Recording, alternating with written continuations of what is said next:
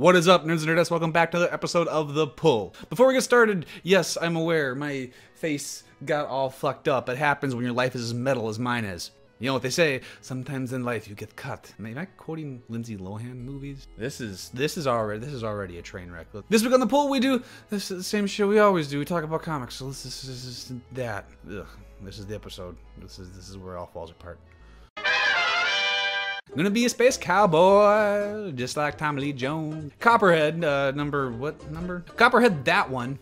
I heard about Copperhead when Brian K. Vaughan came out in an interview and said that it was his favorite new book. Now, I respect the hell out of Brian K. Vaughan, so hell yeah, if he says it's his favorite new book, yeah, I'm gonna fucking read it. If Brian K. Vaughan told me his new favorite suppository was a Sangaro cactus, yeah, it would be going up my butt. And while Copperhead probably isn't a book that's worthy of being championed by one of the industry's greatest voices, it's still a really fun and enjoyable book.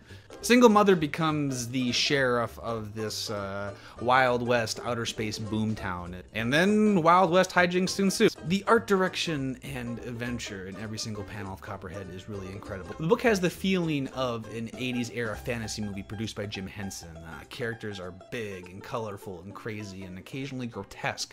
The situations are saccharine and sweet, yet dark and dire. It's a lot of fun, and it has a spirit that not a lot of other books have. Now, this issue in particular is the focusing on the main character as she ventures out of her normal badass adventure and kind of becomes more human, though still in a very cold Punisher-esque way. She goes on a date, but rather than enjoying the normal human minutia of a date, she just wants to get to the bone zone. And there's a sense during this scene that could either be pornographic or perhaps romantic. There's this almost a masochistic healing to it, like this sexual adventure is a catharsis. Anyway, the whole thing is interrupted by fun swashbuckling action, just like every episode of this comic book is. Anyway, if you're not checking out Copperhead, it's a really great adventure story, and it has some hints at going way deeper. And fuck it, again, Brian K. Vaughan is right, it's great. So,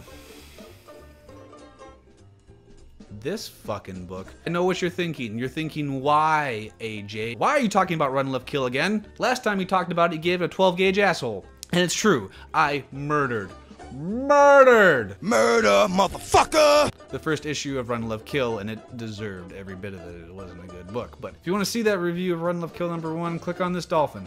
I've said many times before here, you have to give a book at least 3 issues. This is serialized storytelling we're talking about.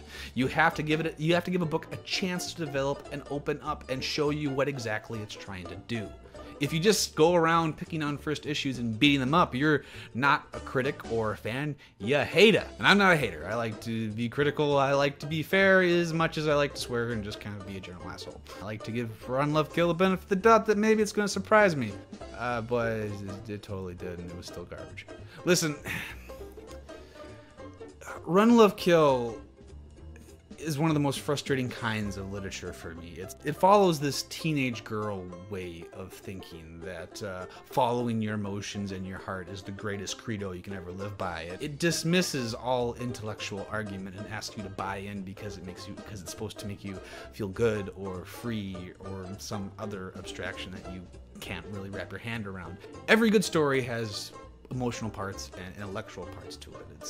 It makes us balanced humans, and it makes a balanced story, and that's what Runlovekill doesn't get. It uses angst as a justification for all the character actions. It posits right in the beginning of issue #2 that the reason that whatever the fuck her name is, it's generic female young adult fiction heroine.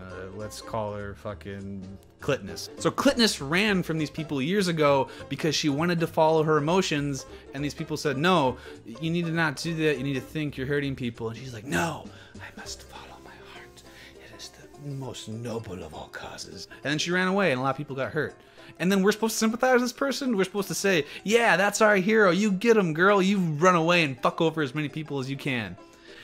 I don't really understand what Runlovekill is trying to do. It's trying to be pretty and popcorny and not asking you to think past the depth of a spoon. And as readers, we should be angry at that. We should expect more from our art. We should expect more credit being given to us. We should be looked at as thinkers, not as consumers. Savior!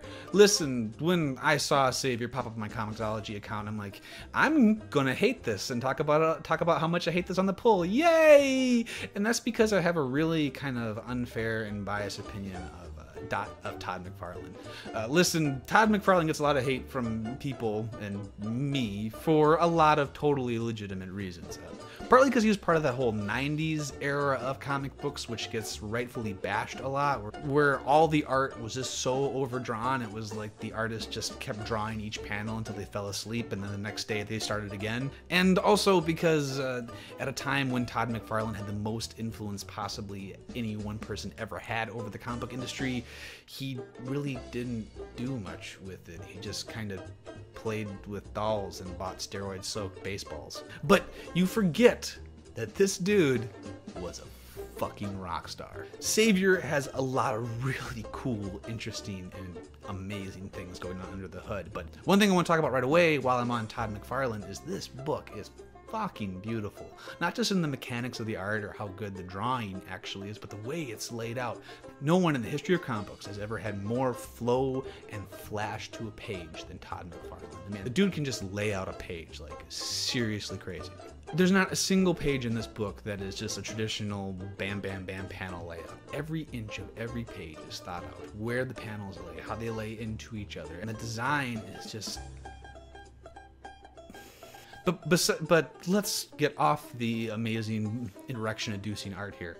Past the art, Savior does something very interesting in that it bases its story around religion. Now, basing a story around religion is a goddamn crazy person idea. Either way you go, you're gonna piss off half your audience. Our world is getting progressively more secular, so creating a piece of art that can be viewed as too critical towards religion is going to cause people on the religious side of the argument to basically beat you around the head and neck. While creating something that is too overly subservient to religion is going to cause every hipster with a liberal arts degree to dismiss your art as biblical salesmanship. So you're in a lose-lose fuck situation, so why the hell do it? But Savior pulls it off. Savior is based around the idea of a religiously ambiguous savior returning to the world in rural Ohio. And it's so just perfectly executed that's not going to be offensive from either side. It tackles the way we as a culture look at religion and how individual people look at religion, and it uses the tragedy of a plane crash to kind of reflect that, whether it's religion's effect on survivor's guilt or on how the media and law enforcement react. It's really, really deftly handled, and combine that with the incredible design, and what you have is a really tremendous book. Now, there are better books than Savior, but no book has my attention the way Savior does, and that's for two reasons. One, because I'm just so amazed they pulled it off, and two, kind of waiting for them to fuck it up. I mean, they take one step to left or right, and the whole thing turns into a combination of a 10-car pileup, a fireworks display, a Holocaust, and an orgy. The whole thing could become a mess just so suddenly, and I just don't want to miss it. Anyway, this is definitely a book that's just interesting, and I highly recommend that you guys are paying attention to it. So I'm going to talk really briefly about Thor, and no, don't worry, I'm not going to spoil the big reveal. Though if you would like that spoiled for you, please look literally anywhere else on the internet. It was impossible to avoid spoiling. I got this shit spoiled for me 2 hours before I read the comic. I was angry pissed. It has been a really incredible and underrated run by Jason Aaron, dating all the way back to when Thor was Thor. It was great, and now with this new Thor, it's only gotten better. She has been so immediately relatable, and this combination of geeking out and being overwhelmed is something that we as normal, gooey, fleshy human readers can immediately sympathize with. The idea of making a normal person a god or a hero, and then them being, oh, this is so much power for me to handle, how will I ever manage? It's not a novel idea, especially in superhero comic books, but rarely has it ever been executed this well, and rarely has so many cliches been used in so many fresh and cool ways. So if you're not reading Thor, please go back and start with Jason Aaron's original, start with the original Thor character. From moment one, that was just so great, and he took a character that had been kind of spinning its wheels for a really long time and made it fresh and new and built an entirely new mythos. Think what Matt Fraction did for Iron Fist. So this isn't so much a critique of this particular issue, but it's just using a big moment in Thor to encourage all of you to be reading this series. New thing, I'm going to try to move through a couple books really fast. I spend a lot of time, usually only cover 4 books, not fair to everything else that came out, so go. Black Dynasty is still running, it's still awesome, it's still really fucking sad. Rick, why? Saga's still crazy good, and it's still crazy Brian Vaughan wrapping incredibly sad moments in incredibly saccharine, sweet, and funny wrapping paper. 2 new series that came out that had really not so great first issues was Injection and Lateran City. Marvel still continues to basically make the most elaborate Star Wars fan wet dream ever with a new issue of Darth Vader, another issue of Chrononauts, so shit's getting real. It looks like Mark Miller's finally getting to what the overall conflict of this book is going to be. East of West is still so good, but it's also getting boring, and we're kind of in a slow part of the plot, and a lot of the past 3 issues have kind of just felt like the same thing over and over again. We're not really pushing the mythos forward. Birthright continues to be basically the best contemporary fantasy book out there. It's really good, and Josh Williamson is very quickly going to rocket upward into the elite writer status. Look for him to start doing more work with the big guys. I bet his phone's ringing off the hook at this point. Walking Dead, if you're not reading Walking Dead, you're not going to start reading Walking Dead. So if you're reading Walking Dead like me for the past 10 years, then good for you. Keep reading, it's still good. Uncanny Avengers continues to be the best Rick Remender series since Uncanny X-Force, but it's still not Uncanny X-Force, and unfortunately I don't think anything he writes ever will be. And Convergence is still Convergence. I still don't like it, but you probably do, and good for you. Bam! There you go, another week of the pull has been put behind us. Just a few trades this week. The first trade of Jason Aaron's Thor run, where the female Thor was introduced, came out this week. I told you earlier to read it, so this is a great opportunity to do so in trade form. Avengers Volume 3 for Time Runs Out is out. If you've been reading, if that's how you've been reading Jonathan Hickman's Incursion Saga, well, there you go, your next book. And Revival Volume 5. Now, Revival is a great book, and this is the first time I'm recommending something to you that I haven't read all the way through. I used to read Revival and I fell off, and I haven't had the time or money set aside to catch up yet. But Revival is a really good book. It's set in Wisconsin, which is where I'm from, which makes it even more awesome. Make sure you guys are liking, commenting, subscribing. Please keep talking to me in the comments. It's like the best part of my day when I hear from you guys. If you have any questions about the industry or books or anything else going on that you want me to talk about, I can either talk about it on the show or I can answer it in the comments below. Also, I know I promised this last week, but we have a lot of new content coming. I have to study for a national licensing test for my day job, so I haven't had as much time to write and edit as normal.